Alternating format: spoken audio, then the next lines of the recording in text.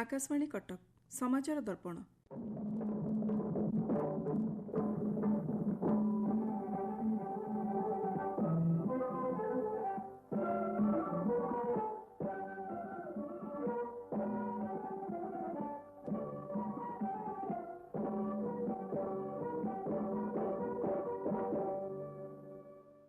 श्रोता बंधु, वर्तमान समय स्वास्थ्य प्रति अधिक जत्नशील हेबा एक आह्वान पलटिछि कहले भूल हेब नाही। कारण व्यस्त जीवनशैली एवं विभिन्न प्रतिद्वंदिता मध्यरे मनीष एते हजि जाउछि जे प्रकृत अमूल्य संपद स्वास्थ्य प्रति ध्यान ही रहु नाही। ए क्षेत्र में एक पदक्षेप भावे आमे पालन करुचु विश्व यकृत दिवस। चलित वर्ष यार प्रसंग रही खाद्य ही महौषधि। यकृत बा लिभर शरीर को सुस्थ रखिबारे प्रमुख भूमिका ग्रहण करिथाए। तेबे शरीर उपर मनीषर अत्यधिक अत्याचार फल यकृत भी हार मानि जाए। यकृत को सुस्थ रखिबा दिगरे आमको परामर्श देबाकू आज आम सहित अछंती विशिष्ट गैस्ट्रो सर्जन तथा यकृत रोग विशेषज्ञ डॉक्टर ज्योतिर्मय जेना। सर नमस्कार, आपण को आमर ए कार्यक्रम को बहुत बहुत स्वागत। नमस्कार लहरिका मैडम, धन्यवाद आपण कार्यक्रम रे आज सुजोग दैथिया पई। सर आमे आज टिके प्रथमे यकृतर कार्य विषय संक्षेप रे जानि नेबा। यकृत आम बॉडी रो गोटे मुख्य ऑर्गन माने मुख्य अंग जोटा आम बॉडी रो समस्त प्रकार जो सिंथेसिस एवं समस्त प्रकार डिटॉक्सिफिकेशन माने बॉडी रो जति विष भलिया जिंस नउचु जोटा आम देह पई क्षतिकारक से सबुरो मेटाबॉलिज्म माने सबुकु यकृत ही प्रोसेसिंग करथाय। जो आमे जो खाद्य खाइलु बा जो मेडिसिन खाइलु बा जहाँ भी आमे मद पिउचु सिगरेट पिउचु जहाँ भी जो खराब जिंस होउची से सबुरो अल्टीमेटली प्रोसेसिंग यकृत रे ही हेथाय लिवर रे। तो लिभर ताकू डिटॉक्सिफाई करथाय। डिटॉक्सिफाई माने जानथिबे माने ताकू खराब को लिभर को बॉडी रू बाहर करथाय, माने शरीर को विषाक्त तत्व मुक्त करिथाय। एक्जेक्टली शरीर को विषाक्त जिंस रू आम शरीर को लिभर ही बचै थाए। तेणु जदि लिभर खराब होउची ताहले डे टू डे प्रतिदिन आम शरीर को जो विषाक्त जिंस जाउची सेटा पानी रे जाउची, खाद्य रे जाउची, मादक द्रव्य रे जाउची, जहाँ जहाँ खराब जिंस रे जाउची सेगुडा ताको विषाक्त को जिंस को आउ डिटॉक्सिफाई करिवार शरीर को न करि पाले शरीर धीरे धीरे नष्ट हो जो आमे मृत्युवरण करिवा। तेणु लिभर आम शरीर पई बहुत ही इंपोर्टेंट जिंस और लिभर खराब हेले मनीष बंची रहिबा पॉसिबल हुए नाही। सर ताले वर्तमान रो जीवन शैली निश्चित भाव यकृतर स्वास्थ्य को प्रभावित करुछि।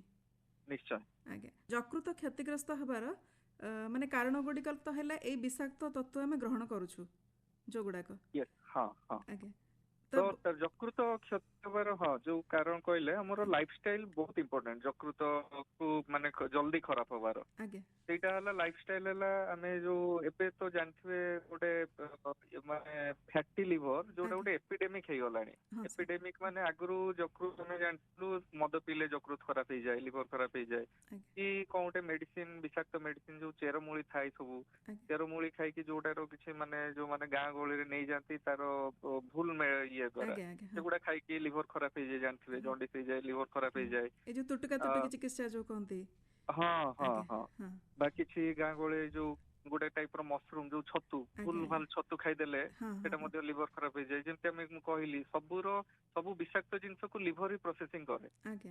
जेतेले लिवर आ प्रोसेसिंग करिया पावर हरि बसे विषाक्त एते अधिका हे जाय लिवर भी ताऊ पारे नै सेतेले लिवर आगो खराब हे जाय। आगो लिवर खराब हुए तापरे पूरा देह खराब होई मनुष्य मृत्युवरण करथाय। तो आगरु से सब जिंस रे होतला एबे किंतु जो माने किछि भी मद पिउचंती ना से सब जिंस खाउचंती तांको देह रे मध्ये जो फैटी लिवर देखा जाउची से फैटी लिवर द्वारा तांकर मध्ये लिवर खराब होउची। एबे गोटे तथ्य तो आसी जे फैटी लिवर रे वर्ल्ड रो प्राय 38% व्यक्ति आक्रांत थिले भी एमानका मध्यरु 25% माने अल्कोहलिक नहंती बा मदपान करंती नाही।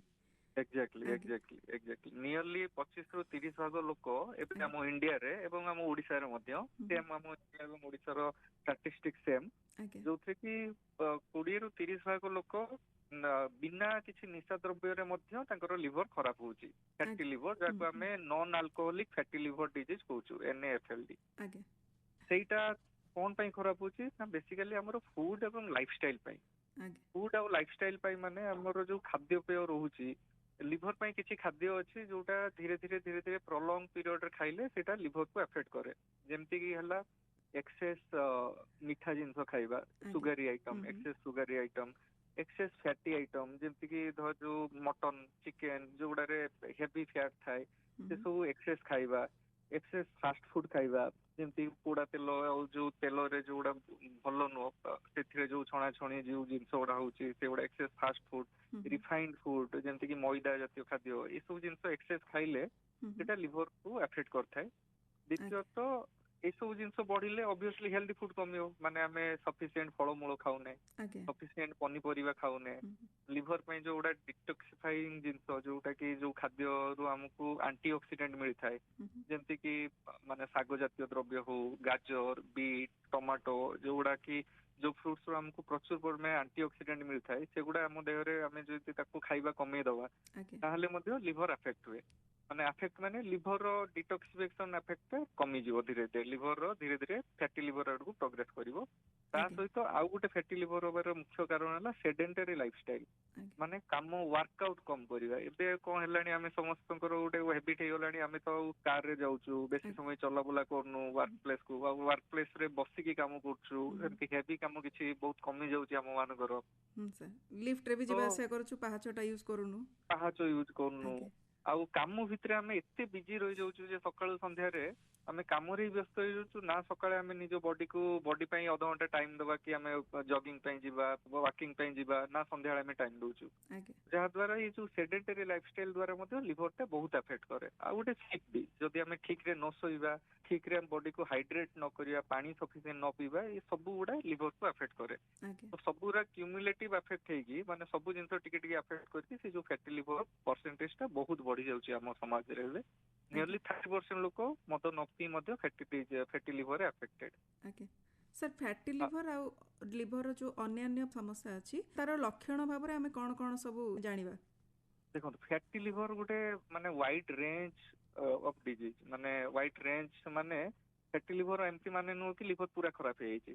ଆଜ୍ଞା ଫ୍ୟାଟି ଲିଭର ର ବିଭିନ୍ନ ଗ୍ରେଡିଂ ଅଛି, grade 1, grade 2, grade 3, grade 4। Liver ଯେତେବେଳେ ଖରାପ ହବା ଆରମ୍ଭ କରେ, ସେଟା ଏମିତି ନାହିଁ କି ହଠାତ୍ ଗୋଟେ ଟାଇମ ରେ ହିଁ ଖରାପ ହେଇଯିବ, ଏକାଥରେ ଜଣ୍ଡିସ ହେଇଯିବ ବା ହସ୍ପିଟାଲ ଯିବା ପାଇଁ ପଡିବ, ସେମିତି ନୁହଁ। ଆଜ୍ଞା ସେ ସ୍ଲୋଲି ଖରାପ ହବା ଆରମ୍ଭ କରେ। ତ ଆଜ୍ଞା ସେଇଟାକୁ ଆମେ ଲକ୍ଷଣ, ମାନେ ପ୍ରଥମ ଯେତେବେଳେ ଖରାପ ହବା ଆରମ୍ଭ କରିବ, ସେତେବେଳେ ପ୍ରାୟତଃ କିଛି ଲକ୍ଷଣ ହିଁ ମିଳିବନି, ସେଟା କେବଳ କିଛି ଟେଷ୍ଟ କଲେ ହିଁ ଜଣା ପଡିବ ରୁଟିନ ଚେକଅପ ରେ।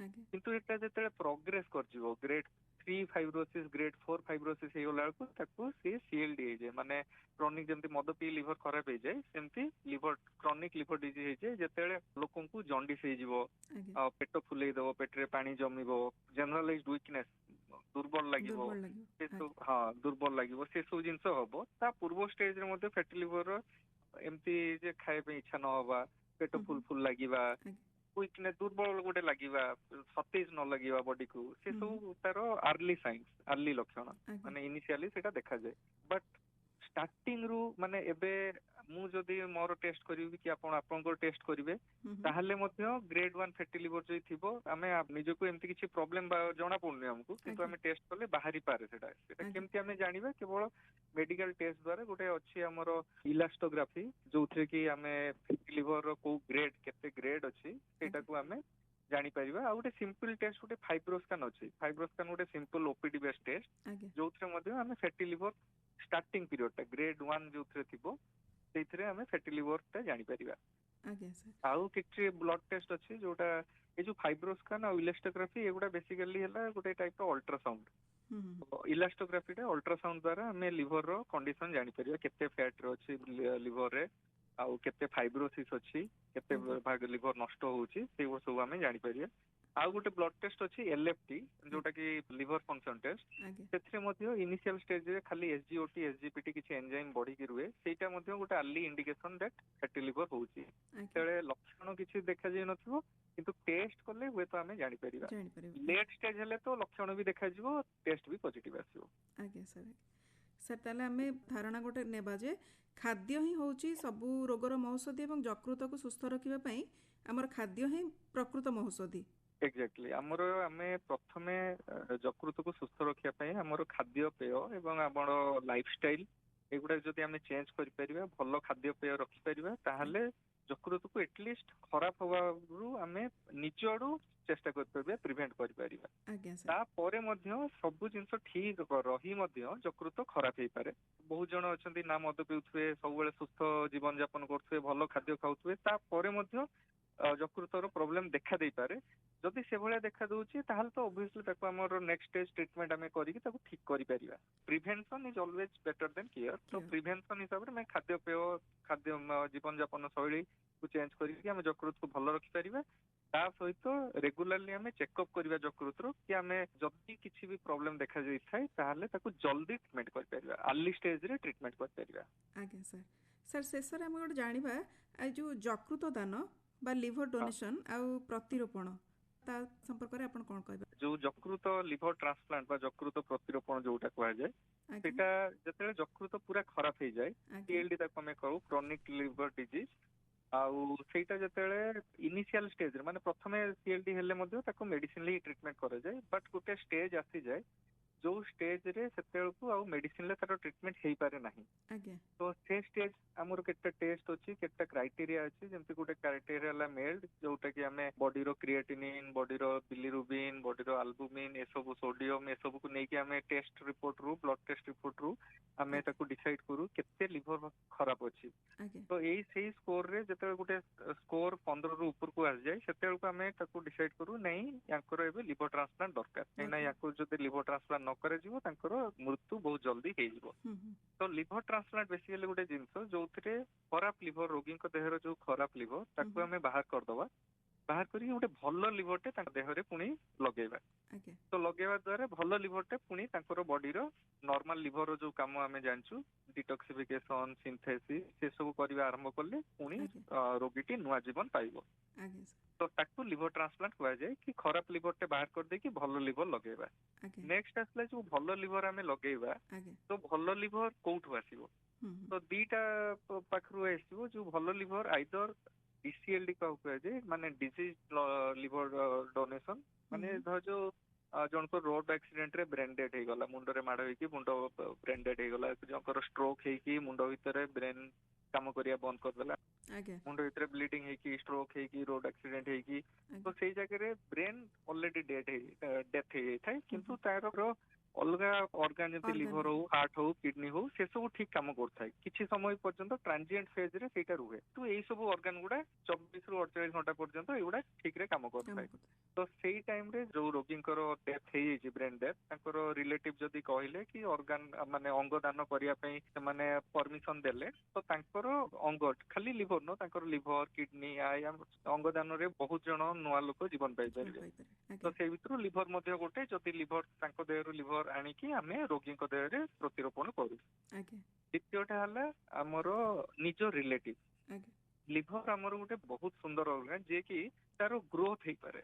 ମାନେ ଆମେ ଯଦି ଫାଳେ ଲିଭର ଆମେ କାଟି ବାହାର କରିଦଉଛୁ, ଆଉ ଯୋଉ ଫାଳେ ଲିଭର ରହିଲା ସିଏ ପୁଣି ଧୀରେ ଧୀରେ ବଢି ପୁଣି ନର୍ମାଲ ଭଳିଆ ହେଇଯାଏ। ସେଟା ଆମ ବଡିରେ ଲିଭରକୁ ସଲିଡ ଅର୍ଗାନ ଭିତରେ କେବଳ ଲିଭର ହିଁ ଗୋଟେ ଅର୍ଗାନ ଯାହାର ଏଇ କାପାସିଟି ଅଛି, ଅଲଗା କୋଉ ଅର୍ଗାନର ଏ କାପାସିଟି ନାହିଁ।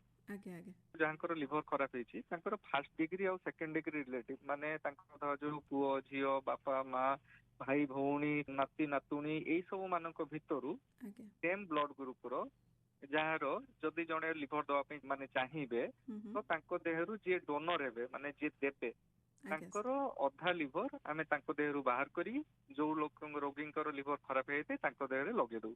ଯାହା ଦ୍ୱାରା ଯୋଉ ଅଧା ଲିଭର ବାହାର କରିବା ଦ୍ୱାରା ଡୋନରଙ୍କର ଯୋଉ ଅଧା ଲିଭର ରହିଲା ସେଇଟା ପୁଣି ଧୀରେ ଧୀରେ ବଢି ନର୍ମାଲ ଲିଭର ହେଇଯିବ।